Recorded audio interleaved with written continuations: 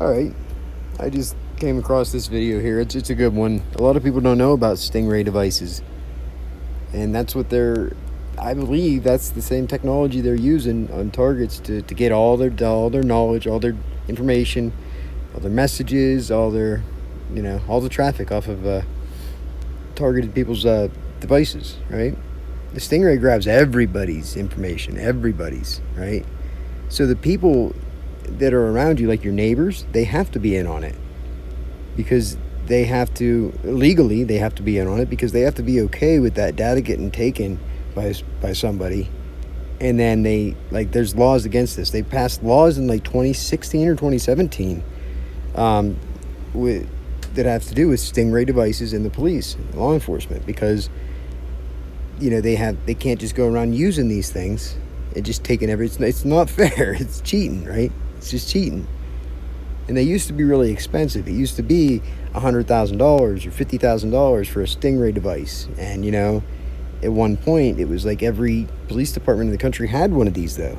But now it's to the point where you could build your own stingray device for like $500. Actually, maybe even cheaper now.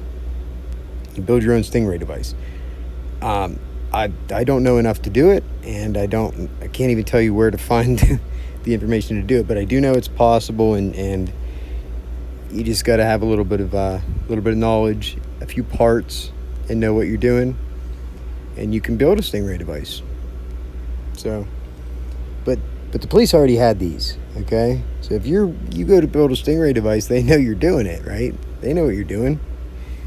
If you're looking stuff up, if you're looking it up on how to build a stingray device, they already know that shit. They know what everybody's doing. Don't you get that? When's everybody going to realize the police have an inside scoop on what everybody's doing? Everybody. Period. Point blank. That's a pretty scary thing. Don't you think? They can murder 215 people and bury them behind a prison and then not have to worry about getting caught because they can see if anybody's onto them because they know what everybody's doing on their device. They know what they're saying. They know who they're talking to. They know what they're looking up. They know where they're going. They know everything. That's the only way these people are able to, get away with the things they're doing. And that's why they're doing the things they're doing, because they think they can get away with it.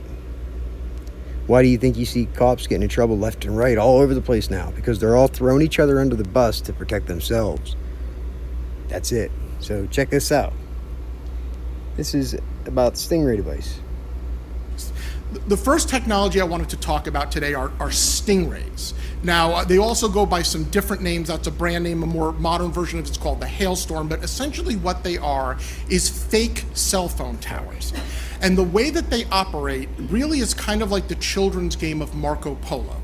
When a stingray shouts out Marco, your cell phone has no choice but to shout out Polo. And in shouting out Polo, it does a couple of things to what it thinks is a legitimate cell phone tower it's trying to connect up to. One, it tells the cell phone tower, in this case the stingray, who you are and where you are. Another thing it does is it enables the stingray device to intercept written content being generated by your phone while it's connected. So that could mean text messages or emails. There is also the capability, although we don't know in this case whether this is actually being used right now, of using this connection to implant spyware on your phone. And so that would enable whoever is tracking you using the stingray to continue to track you or potentially to continue to intercept your messages once you have moved out of the location of the stingray device. Yep. So obviously you can see how the use of a stingray has pretty strong privacy and free speech implications. Another thing to bear in mind with stingrays is they are a consummate mass surveillance device. They cannot be targeted. So if the police are using a stingray because they want to try to identify the location of a particular phone, they cannot train the stingray on a particular phone. What a stingray does is it sweeps up every cell phone within its radius. That can be dozens, hundreds, or even thousands of cell phones, depending on where it's being used. Now, the problem with this, it's probably the easiest to illustrate using an example of, let's say, a Black Lives Matter leader. And I choose Black Lives Matter very consciously because I think they are probably the largest, most inappropriately surveilled group in the country, certainly in the last 5 years. So imagine you have a police force who is interested in identifying the location of a Black Lives Matter leader. They have that person's cell phone, and so they activate a stingray, and they identify that that person is within the location, but they also, of course, identify every other person that's within that location. If they do that on that leader, say, a dozen times, that gives them the ability to figure out not only where that leader has been, but everyone else who's coming up regularly in the same area as that person. And now you have generated a list of contacts and associates and perhaps other leaders of the movement. So it's in that sort of way that the mass surveillance capabilities of the stingray can be also problematic. For the right of association.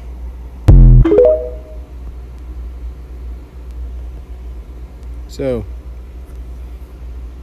you look into it if you don't already know about this. This is what we need to be advocating against, right? The stingray. We need to do away with the stingray.